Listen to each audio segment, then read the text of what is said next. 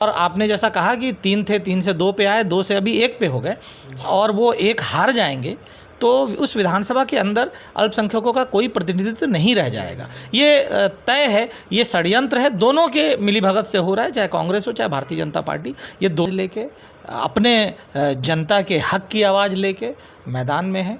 और जो भिलाई में आज तक नहीं हुआ, खासकर भिलाई की संस्कृति जो लगातार बिगड़ती गई और उस संस्कृति को बचाने के लिए जनप्रतिनिधियों ने कोई भी अपना एफर्ट नहीं लगाया, ये बहुत भिलाई की जनता के साथ कुठाराघात रहा है। इसको सुधार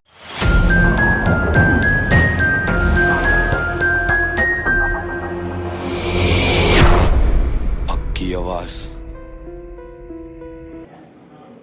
मतदान में महज कुछ ही दिन शेष बचे हैं। सभी राजनीतिक पार्टियां अपने प्रचार में बड़े जोरों शोरों से लगी हुई है। इसी सिलसिले में हक की आवाज की टीम पहुंची जनता कांग्रेस छत्तीसगढ़ जे के केंद्रीय कार्यालय में, जहां पर हक की आवाज की टीम ने भिलाई नगर के प्रत्याशी जहीर खान से खास चर्चा की।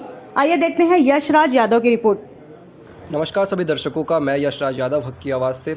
इस वक्त हूँ सेक्टर 1 में जनता कांग्रेस छत्तीसगढ़ जे के कार्यालय में, जहाँ पर हम भिलाई नगर के प्रत्याशी जहीर खान जी से कुछ बात करने वाले हैं आगामी चुनाव को लेकर।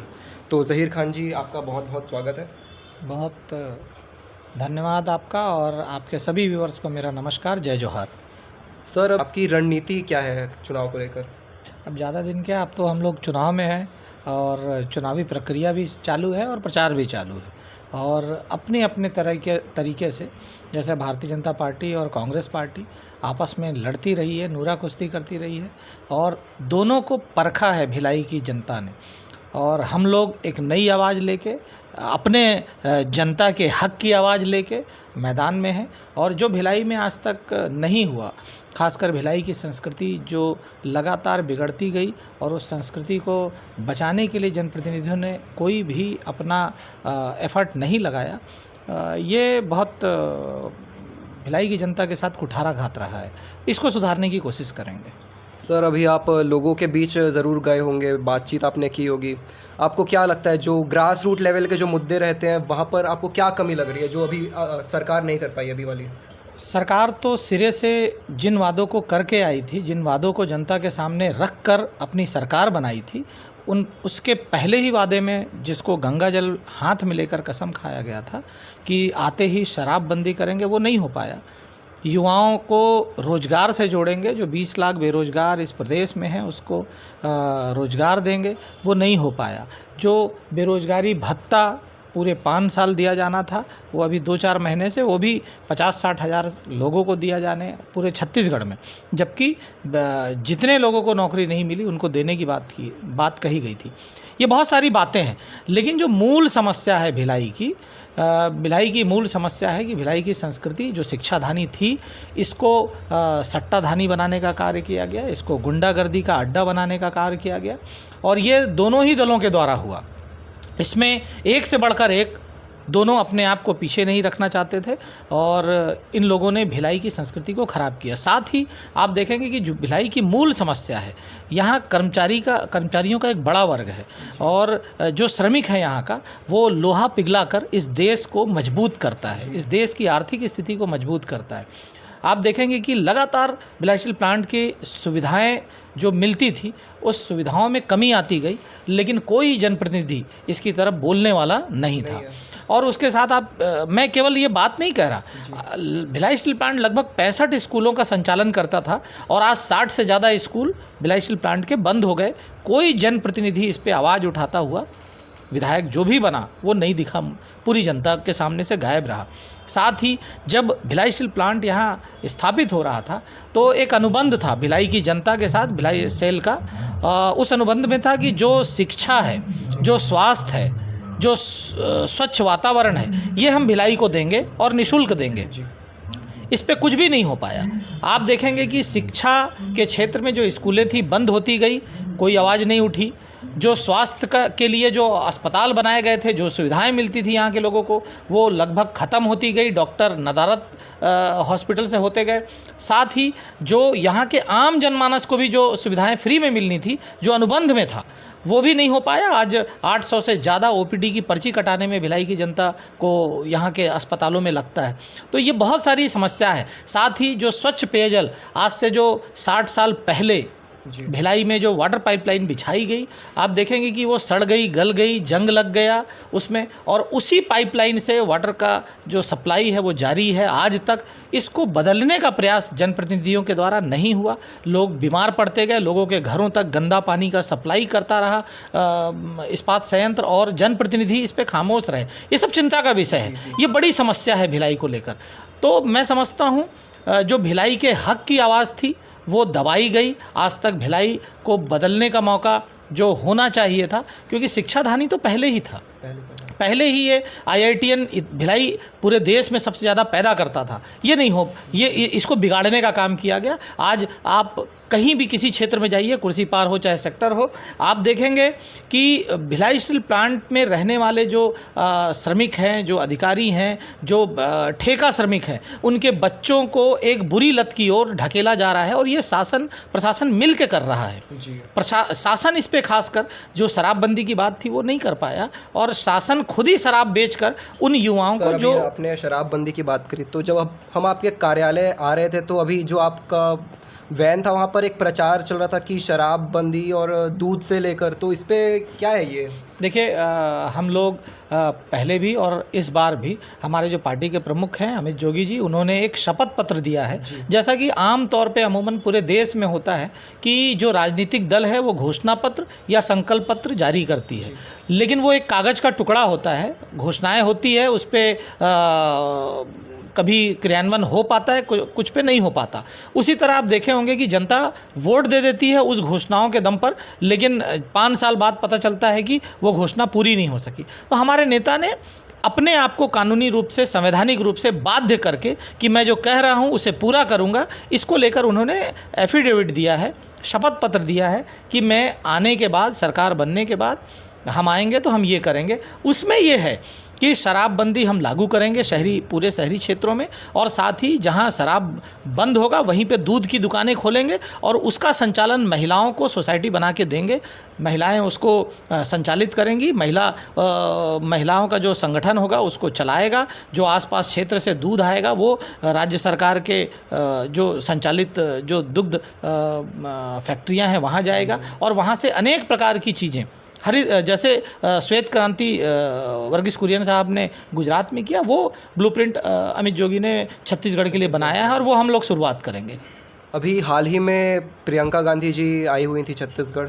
उन्होंने 8 वादे किए जो छत्तीसगढ़ के लोग थे उनसे, तो उस पर आपका क्या कहना है? देखिए, प्रियंका गांधी जी बहुत बड़ी लीडर हैं, बहुत बड़े परिवार की बेटी हैं, और प्रियंका गांधी जी के भाई जो राष्ट्रीय अध्यक्ष थे उस समय, तात्कालिक, आज से 7-8 साल पहले की घटना है ये, वो बस्तर आए थे, और बस्तर में पोलावरम भी गए थे, और बस्तर के कई सुदूर जगहों पर उनका दौरा हुआ। उन्होंने आदिवासियों से एक वादा किया था कि उस समय तात्कालिक भारतीय जनता पार्टी की राज्य में सरकार थी।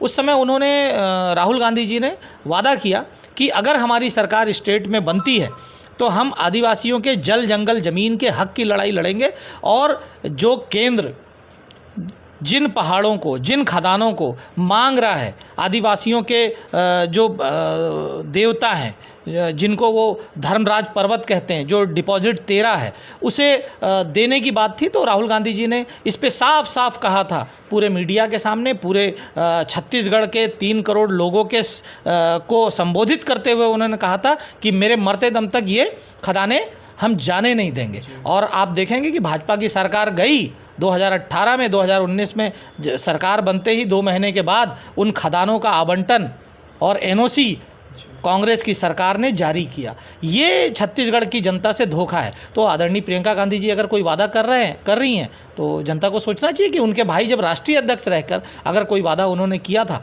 तो क्या वो वादा पूरा हुआ, ये पूछना चाहिए उनसे। अभी जो हाल ही में वादा किया गया था प्रियंका गांधी जी के द्वारा कि जो कर्ज माफ़ी का मामला आने वाला है, उस पर आपका क्या विचार है? देखिए, कर्ज माफ़ी अच्छी चीज़ है। पिछले बार कांग्रेस ने ये वादा किया और कांग्रेस इस बल पे सरकार में आई। हम तो कहते हैं कि कर्ज माफ़ी केवल केंद्रीय सहकारी बैंक में ही नहीं, जो शासकीय जो भी नेशनलाइज बैंक है उसके द्वारा अगर किसानों को का कर्ज लिया गया है तो वो सभी माफ़ किया जाना चाहिए। और हम लोग आएंगे तो ये करेंगे। हम लोग आएंगे तो जितने नेशनलाइज बैंक हैं उसमें अगर किसानों का कर्जा है उसे भी माफ़ करेंगे। और इसी में क्रम में मैं आपको एक बात और बताऊं, आदरणीय भूपेश बघेल जी और उनकी सरकार क्या ऐसा काम कर रही है कि पिछले 5 साल पहले जब सरकार उन्होंने बनाया तो वादा किया हम सरकारी कर्ज माफ़ करेंगे, उन्होंने कर्ज माफ़ भी किया लेकिन केवल केंद्रीय सहकारी बैंकों का। उसके बाद 5 साल बाद फिर ऐसा क्या कर दिया कि वापस किसान कर्जे में आ गए। ये जब किसानों को समृद्ध करने का काम कर रहे हैं, नरवा गरवा घुरवा बारी चला रहे हैं, किसानों के लिए समर्थन मूल्य की बात कर रहे हैं, तो ये किसानों के साथ क्या ऐसा कर रहे हैं जिससे किसान समृद्ध होने के बजाय कर्जे में आ रहा है, जिसे फिर कर्जा माफ़ करने की उनको आवश्यकता पड़ रही है। मैं समझता हूँ सरकार को, कांग्रेस की सरकार को अपने आत्म आकलन को करना चाहिए। जो उन्होंने इन 5 सालों में किया वो सही था या गलत था, उनको आत्मचिंतन करने की आवश्यकता है। ज़हीर जी, आप खुद एक अल्पसंख्यक समाज से आते हैं। छत्तीसगढ़ में जब सरकार थी तब पहले कांग्रेस जो है 3 सीटें दिया करती थी, उसके बाद वो घटकर 2 हो गई और अभी सिर्फ 1 ही सीट मिली है जी। तो उस पर आपका क्या विचार है? देखिए, ये आंकड़ा कोटा मैं समझता हूँ ये कुछ नहीं होता। भारतीय जनता पार्टी तो किसी भी अल्पसंख्यक को, खासकर मुसलमानों को अल्पसंख्यकों में देती है वो भी, लेकिन मुसलमानों को नहीं देती। और मैं समझता हूँ, मुझे लगता है कि मुस्लिम समाज का वोट भी शायद भारतीय जनता पार्टी की तरफ नहीं जाता है, ज़्यादातर मैक्सिमम कांग्रेस की तरफ जाता है। पर कांग्रेस की नैतिक जवाबदारी है कि इस समाज को भी उनको प्रतिनिधित्व देना चाहिए। और आपने जैसा कहा कि 3 थे, 3 से 2 पे आए, 2 से अभी 1 पे हो गए और वो 1 हार जाएंगे तो उस विधानसभा के अंदर अल्पसंख्यकों का कोई प्रतिनिधित्व नहीं रह जाएगा। ये तय है, ये षड्यंत्र है, दोनों के मिलीभगत से हो रहा है, चाहे कांग्रेस हो चाहे भारतीय जनता पार्टी। ये दोनों ने तय कर लिया है कि इस समाज को इस सदन से दूर रखा जाए।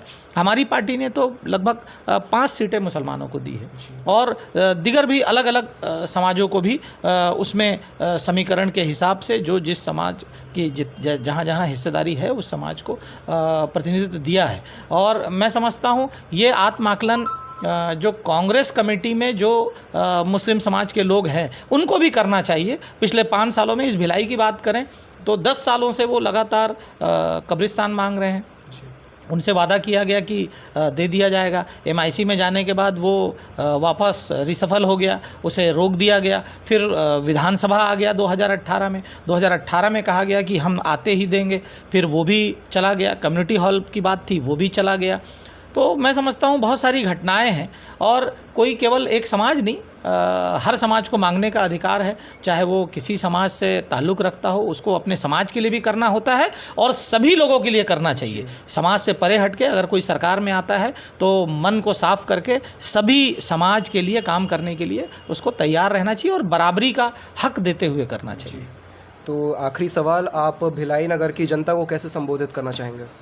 भिलाई की जो जनता है, भिलाई के जो पढ़े लिखे नागरिक हैं वो 100% शिक्षित हैं और उन्हें समझाने की बहुत ज़्यादा आवश्यकता नहीं है।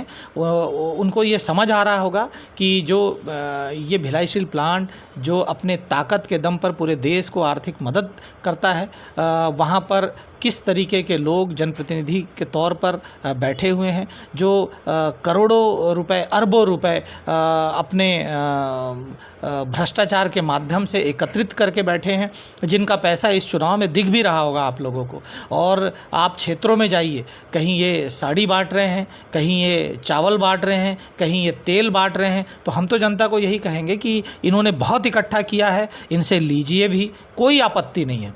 हम नहीं दे सकते, हम बिल्कुल चुनाव में जो हमारा शपथ पत्र है वही हमारा लोगों से मिलने का, उन आगे के 5 सालों को में क्या करेंगे उसको लेकर हमारा एक जो विज़न है वो उसमें दिया गया है। और जिन लोगों के द्वारा भिलाई को बदनाम करने का प्रयास किया गया, इस भिलाई को उस चंगुल से बाहर निकालने की आवश्यकता है। बहुत बहुत धन्यवाद ज़हीर खान जी। आगे ऐसी ही खबरों के लिए जुड़े रहिए हमारे साथ हक की आवाज़ से। मैं यशराज यादव, धन्यवाद। की आवाज़।